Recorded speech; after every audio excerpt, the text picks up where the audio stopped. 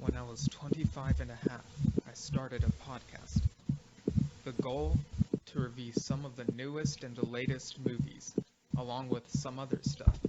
With the help of my guests, I was able to do this, but there were dark forces tampering with my podcast, and with me. They called it an improvised podcast for some reason. I eventually found help in the form of myself. Yes, the me from a universe where the movies I reviewed got delayed. Apparently, my podcast made it to his universe. I know now that it is my duty, for the good of that universe, nay, the multiverse, to keep recapping and reviewing these movies, to hold listeners over until they could eventually see the movies as they were made in their world. For some reason, they come out differently in my world, but it's kind of entertaining that way. My name is Steven Shinder, and this is Delayed Replay.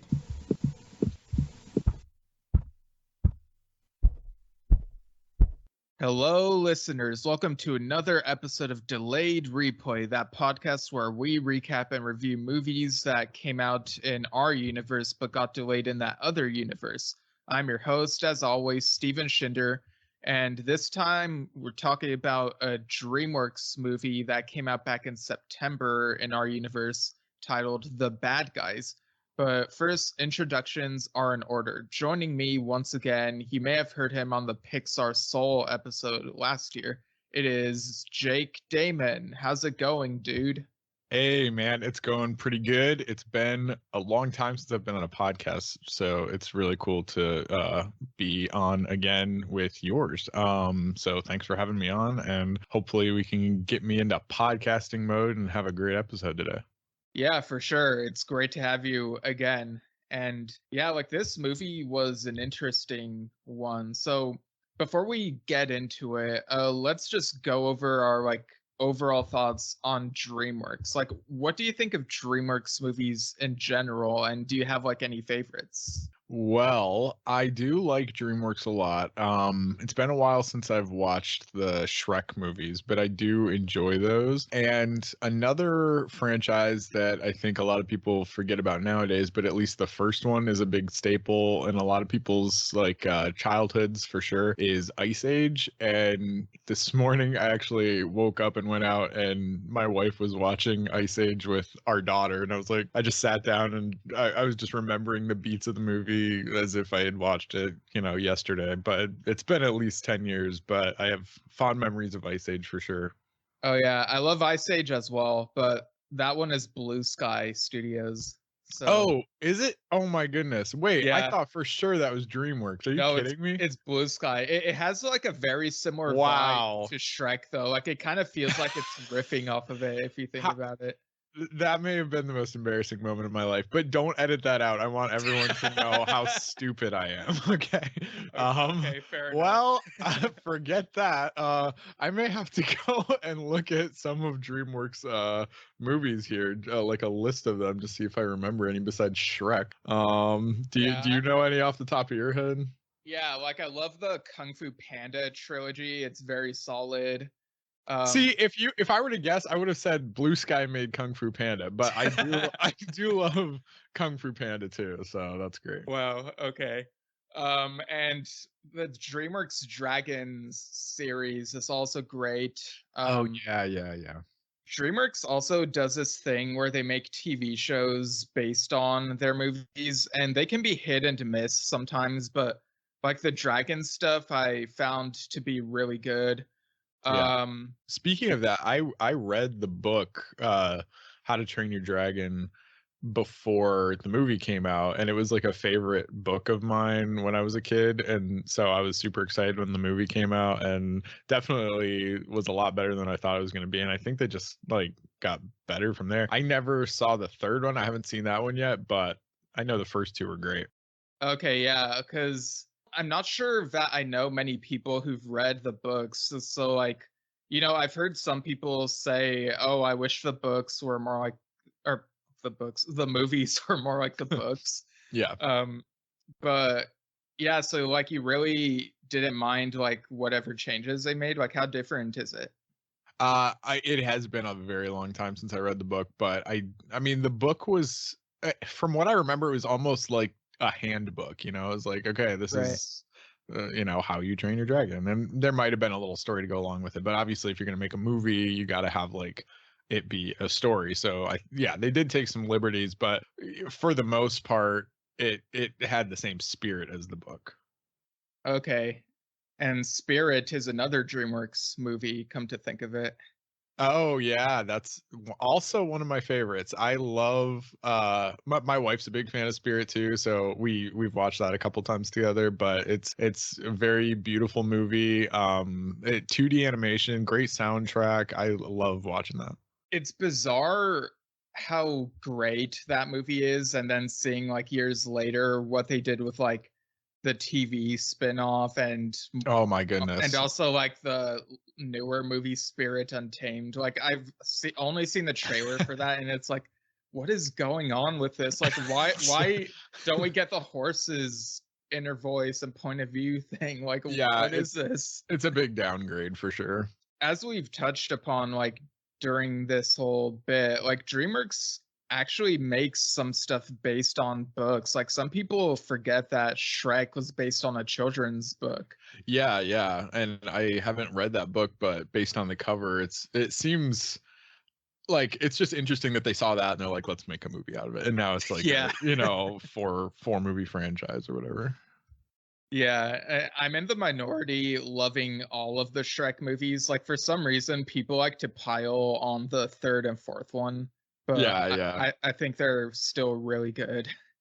Yeah, well, I haven't seen the fourth one, but I think I enjoyed, all the first three. I'm looking at some of these other movies too. Madagascar. Oh is a yeah, that was a DreamWorks movie. franchise. I liked Madagascar a lot. Shark Tale, I don't remember a whole lot about, but It's like discount Finding Nemo, but it was kind of funny.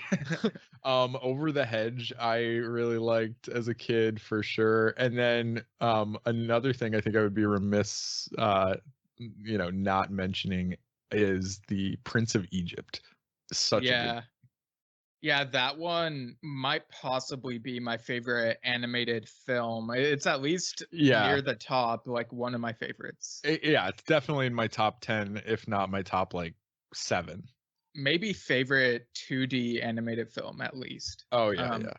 This movie we're talking about, The Bad Guys, is based on a children's book series. Like there are about 14 books now, I think, like since 2015. Wow. The author's name is Aaron Blabey.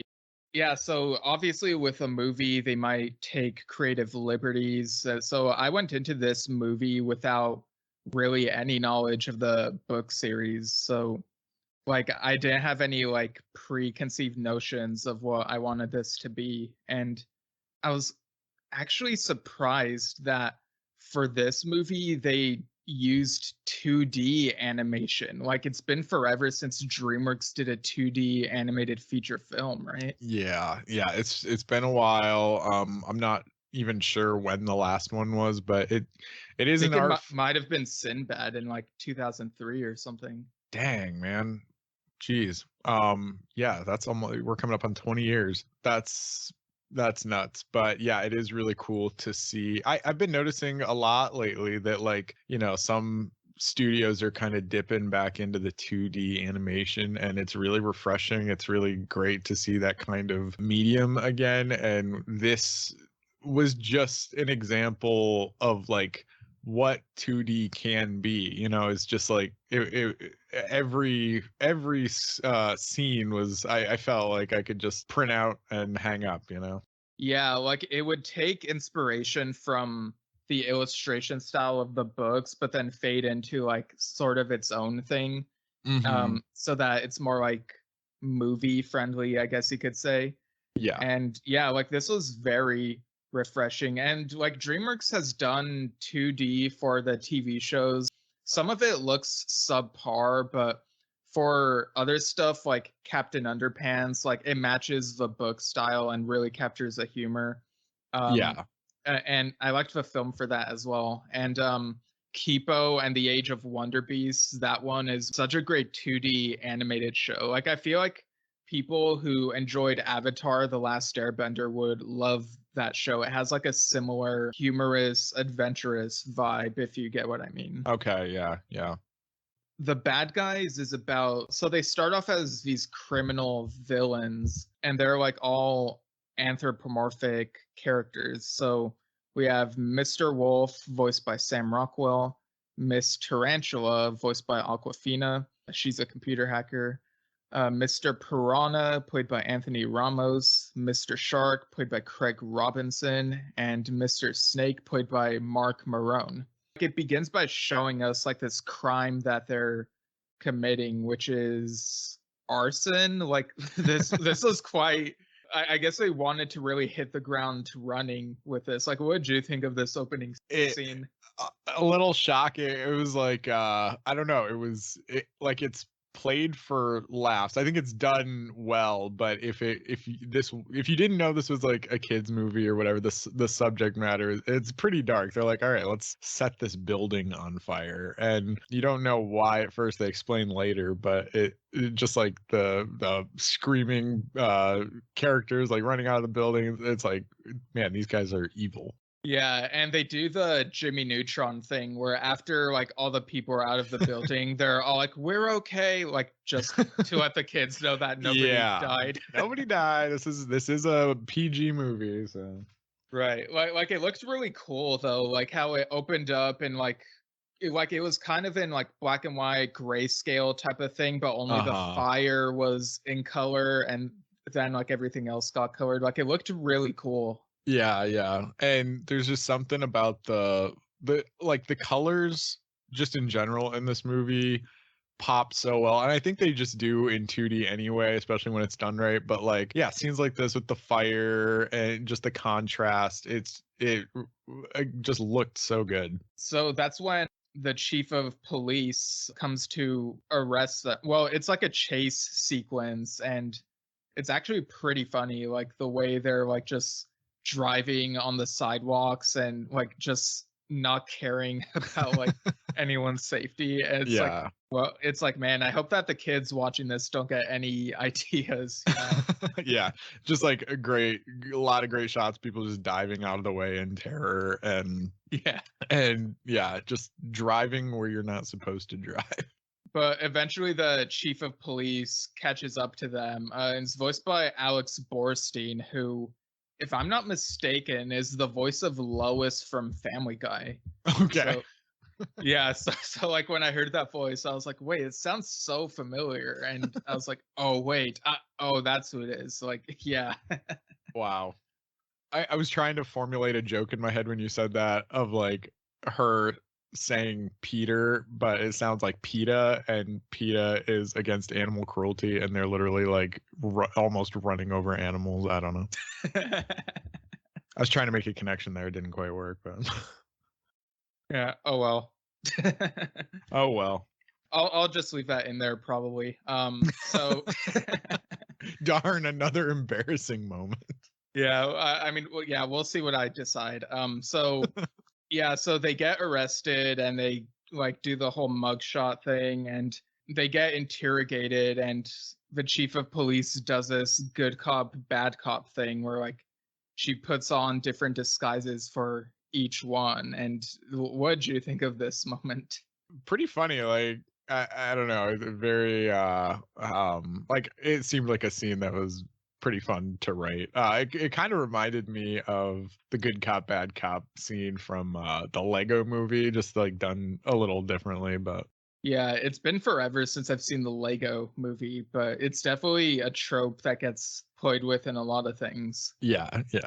So basically the criminals, they're all like, you know, they have this moment of reflection, like once they're thrown behind bars, and they're like, you know what? Maybe this sucks. Maybe we should start being good. And so like after they serve their time, they're let out. And I was quite surprised by that time skip. Were you? Yeah, a little bit. It was just like 5 years later, and I was like, what is this, Avengers Endgame or something? Yeah, I was thinking like SpongeBob when I saw that caption, but like, you know, if you had to narrate. Yeah. Oh, yeah.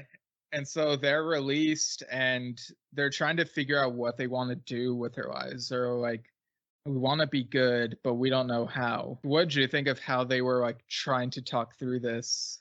Yeah, they kind of like went their separate ways a little bit, but then started like calling each other because they were getting a little restless, and they're like, we got to do something, right? And so Mr. Wolf calls Miss Tarantula, and she's working at this sandwich shop. It really reminded me of Subway, sort of, and you can tell she's just like starting from the ground up, trying to integrate herself into society and be like a good citizen. And you kind of see that with the other characters too. Once they start talking to each other, it's like they're dipping their toes into to what they think normal society does. So yeah, like it very much is supposed to be like Subway. Like it's very quick, but when they show like the outside of it, like the name of the place is Clubway. And yeah, they specialize in club sandwiches. Yeah, and Mr. Shark works at some boring looking office. And I feel like this was a reference to The Office because Craig Robinson was on that show. 100%. Yep. Yeah, like he was Daryl. Like it's basically feels like he goes from Doug Judy from Brooklyn Nine-Nine to Daryl from The Office in this. Yeah. 100%. Yep, that's exactly what I thought too. I was like, there's no way you put him in there and not do an Office reference. So I'm glad they stuck that in there. The way they utilize Mr. Shark in this movie it's very funny, and like it kind of reminds me of the way that King Shark is utilized in the Harley Quinn TV show. Have you ever seen that show? I've seen clips, but not enough to like know exactly what he's like on there. Okay, yeah, it's like the show is amazing. Like it's it's like R-rated, like there's violence and cursing, and it's just so hilarious and well written. Like it gets the thumbs up from me. Nice, I'll check it out for sure. So like they're all working at these boring jobs, and they're like, they're at risk of backsliding into a life of crime, and it's like, man, like I don't know what's gonna happen with these characters, but like it's gonna be kind of annoying if they backslide this quickly, Right, yeah. It like basically the movie is, them starting off as bad guys, getting in trouble, realizing it's not really that worth it, and then trying so hard to not be bad, even like it just feels like it's in their blood, so like it's fun seeing them try so hard and fighting against their nature, basically. Like one of them almost tried like robbing a bank, but then like had the classic devil and angel on the shoulder thing, like Kronk from Emperor's New Groove. Yep that's one of my favorite scenes. Yeah. No, he's got a point. I was just thinking that quote. I can do this. Yeah. But this other character voiced by Zazie Beetz, her name is Diane Foxington, and she is kind of the one who tries bringing them together to like try to reform them. Like she's researched, like she's like brushed up on their past crimes and what they've done. Like, hacking computers and robbing banks and jewel heists and whatever. Well, you find out she has a past of her own. Like she's a fox, and it's definitely in their nature to be, sly and steal things and stuff. And so she broke out of that mold, and now she's helping these guys do the same, basically. Yeah, only shooting stars break the mold. Oh, Shrek reference. Yeah. Yeah, it feels kind of Zootopia because with what's his name? It was like that Fox character. Oh yeah. Yep. This really gave me a lot of Zootopia vibes. Just the intermingling of different species and stuff, and the stereotypical personality traits you would associate with certain animals and stuff. And I think they did. Zootopia did a great job with it, but I think this kind of took it one step further with the depth of what a character like that can be. Because you got a fox, but they started off bad and are good, and that's all in the past now. Now they're introducing that character as a good character, basically. Yeah, like I love Zootopia, and it was hard for me to not compare this against that. Yeah. I've heard there was like this version of Zootopia that almost happened where, like, I guess originally it was more dystopian and like a little bit more dark or whatever. And I haven't read up fully on what it would have been like, but I just remember like someone on social media was like ranting and being like really mad that like that's not the Zootopia that we got. Yeah. I am glad that we got Zootopia at all, though. That's another beautiful movie. But yeah, like the moment where Judy is crying and apologizing to Nick like gets me every time. oh yeah, full of emotion. Yeah, all the feels, as the young people would say. Yep. This movie had a lot of feels too. I'm not gonna lie. Oh yeah, like very, because like they start off as like these one-dimensional characters, but over time they get more dimensions. Like not in terms of the animation, like it's still 2D, but like they get more depth. You start to feel for them when they're feeling. There's this scene where they're all like crying about all the crimes they committed, and they each have their baggage, and they basically Right. become like a support group for each other, and it gets emotional. But then there was a moment where it clicked in my head where I was like, wait a minute, this is kind of like Wreck It Ralph, like the whole I'm bad and that's good type of thing. Yep. Absolutely. Yeah, I feel like it takes inspiration from different things, but the amalgamation of what it creates is just something totally new. Yeah, it's kind of the inverse of the Emoji Movie, where it takes things from multiple things that are good, but then ends up being pretty mediocre somehow. Yeah. Yep. Yeah, I don't know if you've ever seen the Emoji Movie, but it's something. Oh, I have steered clear of that just based on reviews and how it looks. I know one of my friends was like surprised that Patrick Stewart voiced the poop emoji, but I was sitting here thinking, you know what, that doesn't surprise me because Patrick Stewart is on American Dad, so he'd be down for like that type of humor, I would feel. Oh yeah. Yep. He's down for anything. And so Diane Foxington has to give them this like really good speech where she's like, you know what, we may have come from these dark pathways, but we're able to change who we are. We get flashbacks of like her past and when she was part of this group of thieves and they like abandoned her when like the police were nearby, and that's how Diane got arrested. And it's like you could really feel how alone she was in that flashback moment. Oh yeah, 100%. Yeah, that's just another example of like just how like just good character studies basically. It's like super relatable too because we've all felt like that, and I don't know, just the close up face shots and the inner monologues you hear, and so many different things that bring weight to these emotional scenes that I really appreciated.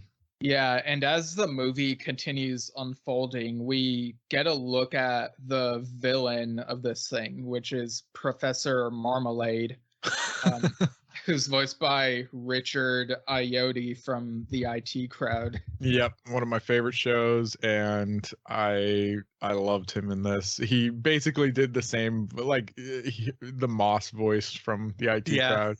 It was that in this basically, but I love that voice, and it was like a silly character, but it, like, I don't know. I think my favorite thing about it is like the whole twist that, okay, so you have all these main characters that are the bad guys that are trying to be good, and then Professor Marmalade is this character who's like trying to look good to the world but is really bad actually, and that's the whole angle on it. Yeah, he's like this oversized guinea pig character, and it's like really weird to see like a guinea pig that big. Yeah. It kind of reminds me of that South Park episode where there's like a guinea pig pandemic. I think that's what happened. I don't know. It's been a while. I think it was like the Cloverfield parody. Yeah. But yeah, he's like human size, like some of these other characters. And yeah, and he basically, he's like studied the, all these former criminals as well, and is basically like using all their skills and trying to master them. And so it's like in a way they created him, and he's right.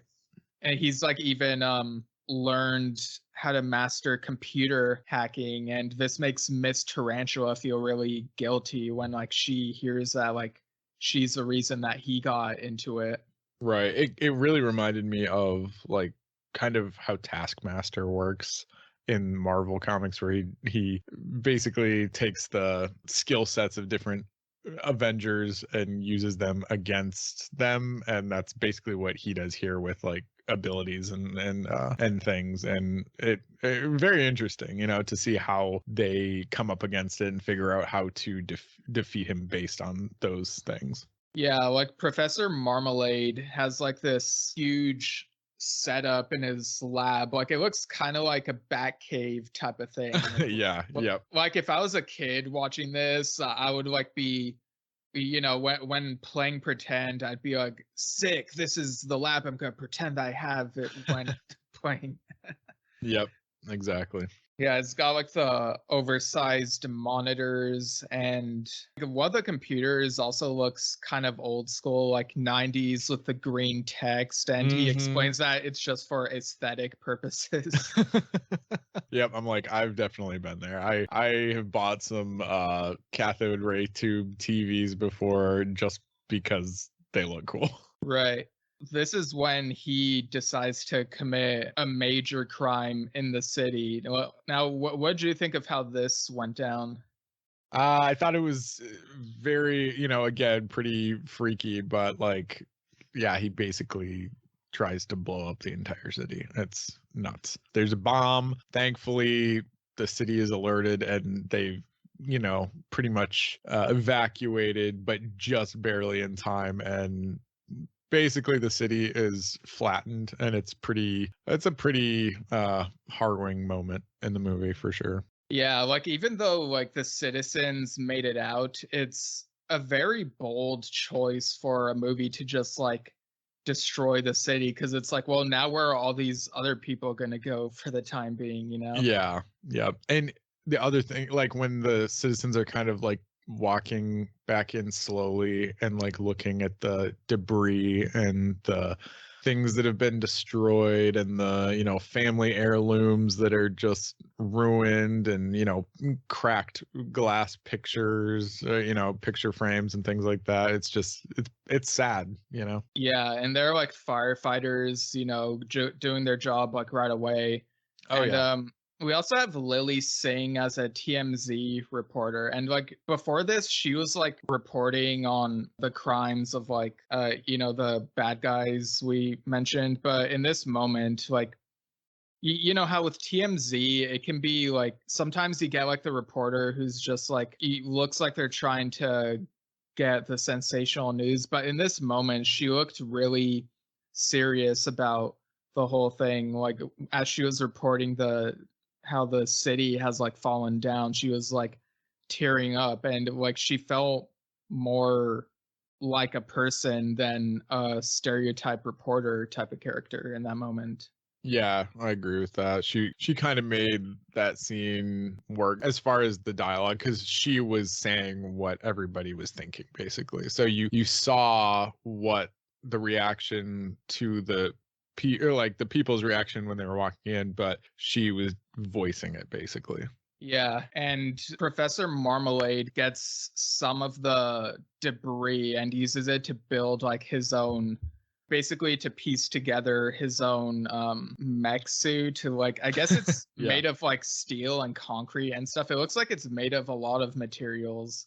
Yeah, like yeah. I mean, the whole reason he decimated, like it was kind of a kill two birds with one stone type of deal, to borrow a phrase, but it basically he wanted to flatten the city, but he also wanted that raw material for the mech suit, and that was the quickest way to do it, basically. Yeah, and the bad guys, as we're calling like these reformed criminals, they see the sadness that's affected like all these people, and they're like, you know what? I really want to cheer these people up, and they're like, well, how do we do that? And then in the debris, they see like some sort of poster for like music lessons. It's like half torn but still readable, and they're like, you know what, maybe we should be a band and play a concert for these people. And in my head I was like, wait, what? But it really does bring everybody together. Yeah, like there's like this montage where they're rehearsing. Like, what'd you think of the instruments that they chose for like each of these characters? Fitting, because you got Miss Tarantula has all the arms, so she was playing the piano, and things like that, where it's like, okay, I could see where where they had fun pairing different instruments with the characters. Like Mr. Snake, he no hands or fingers, so he has to blow on a trumpet or things like a buttonless trumpet. Basically, it was like a bugle. Yeah, and Mr. Shark, Craig Robinson is such a great singer in his own right, so he's one of the singers and also plays bass. And and since Aquafina voices Miss Tarantula, she also provides vocals. Like, she has a microphone by her like giant keyboard set. Like, it felt she's very surrounded by different types of keyboards. It's like, wait, where does she get all these? Yeah. Mr. Piranha playing this he would just bouncing on drums basically, because he just had fins, so he would jump out of his bowl or whatever and just use his body to go from one drum to another, then hit the hi-hat or whatever, jump back into his bowl for more water, come back out. Yeah, he was like flip-flopping and whatnot. Yeah, he's really funny because he's this human-sized piranha wearing like a business casual suit, but he still has to lie in a bowl everywhere he goes. It's like really funny. Yeah. And Mr. Wolf is, I think he was on guitar. And yeah, like this concert, like, Diane Foxington was also playing like, it was like this sampler machine where she would play like different electronic sounds, Right. Yep. And, the style of this music, it's kind of like a hodgepodge of different things, like kind of a mix of electronic and like something else. Like, did you catch any hints of like different genres during this concert? I mean, it was a little jazzy, a little electronic. There were, there was a lot of different styles. Like, I hadn't heard anything quite like it before, but I could see where they got influence from. It might have been based on something, I don't even remember. Like, they open the movie with Billie Eilish's Bad Guy, which is appropriate. And then then you got this, and I'm like, well, that would have been cool as like the climactic song, but they're good now, so you can't really sing that. Yeah, and you have them singing like, we are the bad guys, but we're good again. It's just like a typical, like, when you get right down to it, it's a bop, Oh yeah. It's just like the whole crowd is like really into it and their spirits are being lifted. Yep. But then like Professor Marmalade shows up and it's like, oh wait, yeah, there's still a villain in this movie. Yeah, exactly. He does like this villainous speech where he's like, where he basically does a thing where he's, some people when they criticize music artists, they say they preferred their old work, like their classic stuff. And he basically says that about the bad guys, but like saying he preferred when they were criminals. Right, yeah. And then Mr. Wolf kind of gets in front of everybody. He's like, well, you're going to have to get used to the new us, basically. Yeah, it's almost like a weird metaphor for like rock bands, respecting rock bands' new direction over like what they used to be type of thing. I don't know if I'm reading into it too much, but that's kind of what came to mind for me. Yeah, that's basically what I thought too. I mean, Nightmare Before Christmas is kind of like that too. Like Jack Skellington playing all his greatest hits, and he's just tired of it and wants to do something new. Oh yeah, 100%. Yeah, like that. Basically, like Danny Elfman has said, Jack was such an easy character to play because he saw himself in him for like some of those reasons, probably. Yeah, yeah, that's a great callback, actually.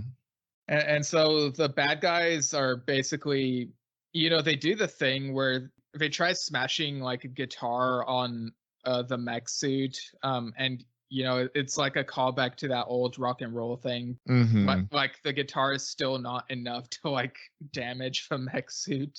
Right, yeah. And basically what they have to do at the end is get him tangled in the still standing power grid just to shut the whole thing down. But the only way they can do that is if they all basically do it together. Feels very Iron Giant to me, like the power grid thing. Yep. Like they're basically trying to bait him by saying, "Hey, you may be bad now, but you'll never be as bad as we used to be." and he's basically like, "I'm 10 times as bad as you used to be," and basically like he just takes the bait, Yeah, yeah. And this gave me some Despicable Me vibes too, just in the whole like glorification of being a villain, sort of. That's kind of what I got. It's like or Megamind.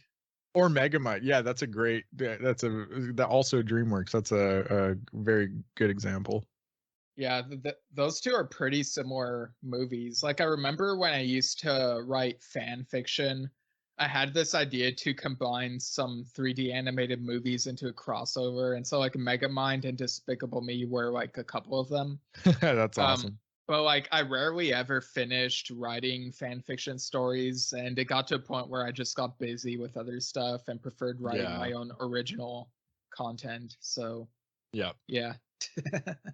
But yeah, like I really liked this fight, and the music is like really good. Like it has like a heroic teamwork type of vibe, like that type of score. Right. Yeah. It really reminded me of some like I don't know, Avengers movies or just superhero movies where that have a really banging score, to really get you into the action. Yeah, shades of that, shades of Zack Snyder's Justice League a bit. Yeah, yep. Absolutely. They even like put on these jumpsuits that look very superhero-y. Different colors and like this symbol where it's like it says the bad guys, but it's stylized and it looks really cool. Yep. Yeah, very clever. So they lure him to the power grid, and basically that electrocutes his mech suit, and he has to like eject himself. And so he presses a button, and like the ejector seat launches him to like somewhere else in the city, and like they still have to like go after him, which like it kind of felt like, oh, this isn't the end of the movie. Okay. They like try looking for him, and they eventually find him in this destroyed pottery place. Symbolic, it was just like the tearing down of your old self and the breaking up of what you used to be, and the imagery in the background of an unfinished pot basically that was like still being formed. It was like, oh, that's what's happening with the characters as they're being turned into something new and better, basically. Yeah, that's a good point. They ask him why he ran to this pottery shop, and he was like, this was where I used to go when I was good. Right. Yep. But then I wasn't good enough at pottery, so I decided to be bad. It's like, well, okay, I've heard better reasons to become bad, but I'll take it. Yeah, it's like such an absurd villain origin story. Like there's just an awkward pause, and Mr. Wolf goes, wait, seriously? Yeah. He's basically like, if I can't be good at art, then nobody can. Yeah, he's like, you so you blew up the city because you're bad at art. Yeah. And he was like, no, I blew up the city because now it looks like my greatest art. And he tries like he pulls out like an art history book that shows different art styles and how there's like some postmodernism stuff where it's like, these decayed looking objects and like broken blocks and stuff. And he's like, this is who I am now. Yep. It's like, this was such an absurd scene, but I just it works though. Like it's funny. It's like it fits in the tone of the movie and doesn't detract from the emotion of it, but it gives you a laugh. Yeah. And the chief of police manages to arrest him while he's giving this monologue because, he's like super distracted and full of himself. Right. And, they say to him, you know what? You wanted to be like us. Maybe someday you'll be like us, but as we are now, our better selves. Yeah. And there's like this cheesy music and like light behind them that like illuminates them, showing how good they've become. Yep. And then through the wreckage of the pottery shop, somebody comes up to the door. I mean, in the midst of the wreckage of the city as well, and just goes, "Hey, are you open?" Yeah, it's like, where has this person been if they think this place is still open? It's like, did you not see? I mean, yeah, it was kind of a running gag through the movie though, because like you'd pass a character who would be on their headphones looking down at their phone, and something crazy would be happening, and they wouldn't notice because they're so absorbed in their phone. And this character basically, at the very end, looks up from their phone finally and is totally unaware of what has happened. Right. And so they're like, well, what are we going to do now? They like look at the clay that's used for the pottery. And one of them is like, we are going to reshape this city. And like we get like this montage of the city being rebuilt. And it's set to the song "We Built This City," which I think might have been used in one of the Lego movies. And so it's like, oh, we built this city. We built this city on rock and roll. It's like, okay, you're not even trying to use a different song. Okay, whatever. Yeah. We even get to see like the characters actually making pots at the pottery place. So it's like they've reshaped themselves, I guess you could say. Yeah, exactly. And they, it'll show what each one has made, and it's something having to do with what they learned basically, and it reflects, who they are and how they've grown as characters. They do this final like conversation with each other, which, talking about how far they've come, and it was like really heartfelt. Like, what did you think of this conversation? I thought it was extremely heartfelt, and it again just kind of caps on the emotion. It was a good like bow on the whole film. I thought, I could tell that the writers were like, okay, we need to basically sum up exactly what this movie meant and taught in this scene, basically. Yeah, definitely. The voice acting throughout this movie was just like on point. Like each of the characters really stood out, felt like their own person. And yeah, like we've said, Professor Marmalade, like, is very funny thanks to like the actor who plays him. Yeah. Were there any moments that were your favorites, like a funny moment or something? Oh man, I mean, one of my favorite moments probably was when Mr. Shark walks in on Mr. Snake while he's in the bathroom that one time, and it's just very awkward and hilarious, and there's lots of door slamming and I'm sorry, and it's kind of slapstick, but it made me laugh pretty hard. Yeah, that one was pretty funny.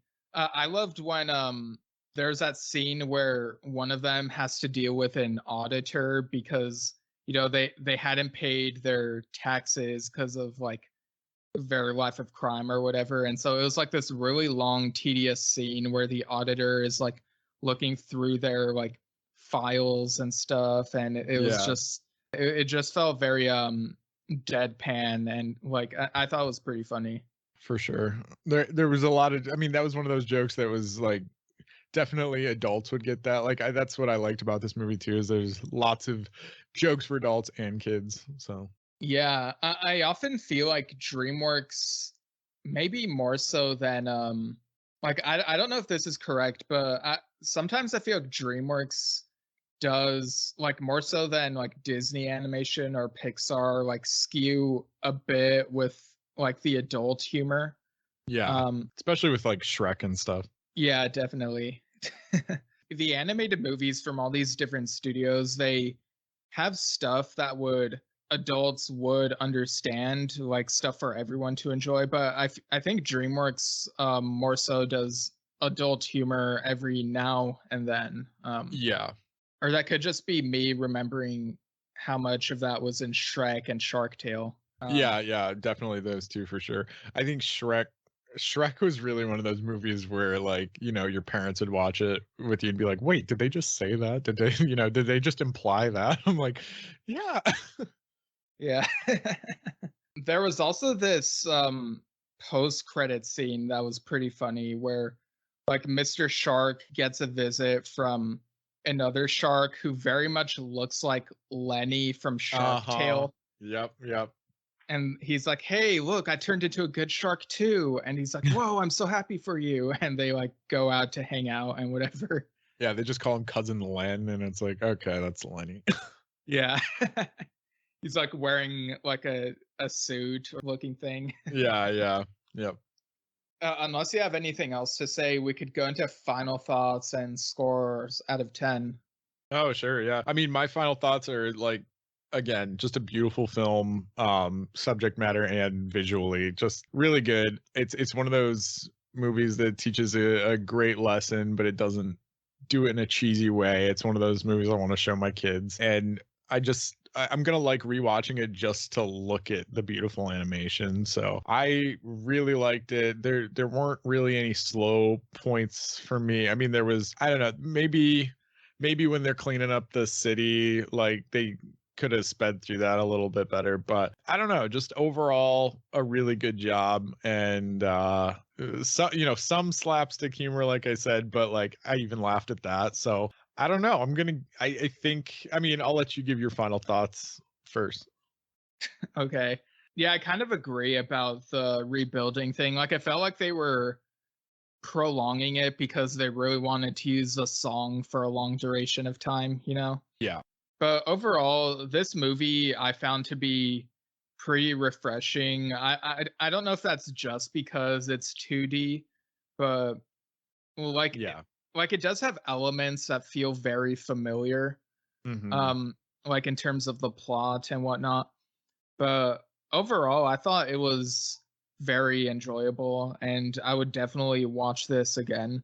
So I would say my score for The Bad Guys is I'm gonna give it 8 out of 10 trumpets. Trumpets. Okay. I'm gonna do 9 out of 10 pots. That's all I can think of. Yeah, I mean Pots that was from the pottery store. yeah, that was one I was thinking of using actually, but I was like, I don't know. But yeah, okay. It works. Yeah, so looks like this was very enjoyable one for us. Oh yeah. I mean, I do think it's like one of DreamWorks best, like I love like I said, I love Prince of Egypt and stuff. I do think that movie had, heavier subject material and was just overall a heavier punch of a film, but this one was just such a great blend of humor and just like what it means to not be hindered by your past and to not be restricted by that and to let go of your baggage, move forward. And it just taught it in such a fun way, so I think it top to bottom is one of my favorite DreamWorks films. Yeah, there are definitely some DreamWorks movies I still prefer, like from the Shrek, Dragon, and maybe Kung Fu Panda series. Yeah, sure. Definitely Prince of Egypt. But there are also other DreamWorks movies that I don't like as much as this one. Like, the Boss Baby, for example. Like, even though I love the Boss Baby TV show, like the Boss Baby movie, not as much. To me, it's the like DreamWorks has more misses than hits at least compared to like Disney or Pixar or whatever. And I just think that this movie is definitely in that like top tier. You know, I could see this becoming a franchise. Maybe I'm not sure where they would go with this, but like they're just likable characters, memorable. You know, I don't know. I'm not gonna forget it. And I mean, they have more source material to work from. Like, I don't know how close this was to any of those books, but Yeah, I mean, never read.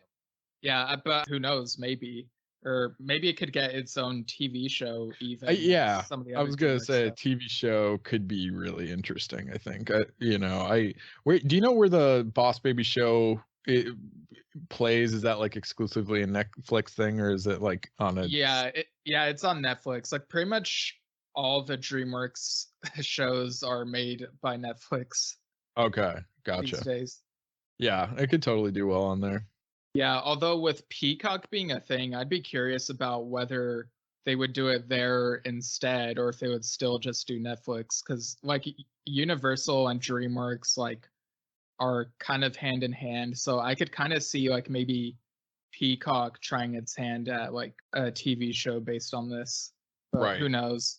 But yeah, I guess that'll do it. Thanks for joining me again, Jake. Where can people find you online? Sweet. Yeah. Thanks for having me. It was very, very fun, and I would love to be on again. Just let me know, and we'll see if we can make it work. But you can find me online on Twitter. You can find me at Jake Damon, all lowercase letters, and then on Instagram at Jake W Damon, or my art page is at Jexpatch, JEXPATCH, and you can check out my website jexpatch.com if you want to purchase a poetry book I put together over the course of a year or two. I think it was like a year and a half total, but I was inspired to do it after somebody I looked up to passed away, and I just had a lot of things in my head, and it kind of took off from there. So check that out. It's called The Quarter Horizon, and pick up a copy. I've got some left.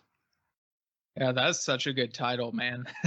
Thanks. Yeah. I mean, I did it before I turned 25, and I was just thinking of my life in terms of like quarters of 25. You know, say I was lucky enough to live to 100, and I was approaching 25, so that was like the first quarter of my life, and I was looking at the horizon of that, so that's why I called it that. Yeah, quarters. They're not just for laundry. Yep, exactly. I should that should have been one of the poems in there. Well, yeah, listeners can check that out. And as for my plugs, you can go to stevenshinder.com, see info on my novel Lemons Will Make Rain, which I'm reading. Oh yeah. I'm liking it so far. I'm having trouble finding time to read it, but any chance I get, I'll read it. Oh yeah, like you're not alone. Like other people I know, like it took them a while to get through it because of how their schedules are like, but eventually they like finished. And yeah, like I'm always curious to hear what people will think of it because like I made it, so yeah. Yeah. So you're like every other artist in the world. Yeah. I'm curious what people think about it because I made it. Well, like is there an artist who puts something out in the world and just isn't interested in what people think about it? Like it's I don't hard know. to imagine. Well, some people, like, you hear some artists be like, no, I just did it for myself or whatever. And I'm like, I mean, I do stuff for myself, but also I'm just insanely curious what people think about it. So yeah, or they'll be like, I don't look at my old work or whatever. Yeah. It's like, how? I'm just like constantly obsessing over it and how bad it is. Right. People can check that out. And whenever there's an update on the next book I'm trying to finish, it'll be up somewhere. You can follow me at Steven Shinder on Instagram and Twitter, Steven Shinder Storytelling on Facebook. If you want to email this podcast, you can email delayedreplaypodcast@gmail.com. Let us know your thoughts on, I don't know, sharks, whatever. Pots. Yeah.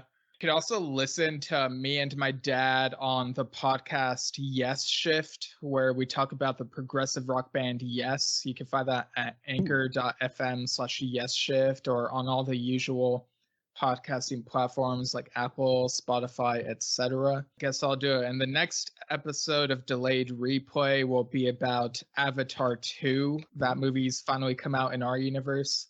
But without further delay, have a good day.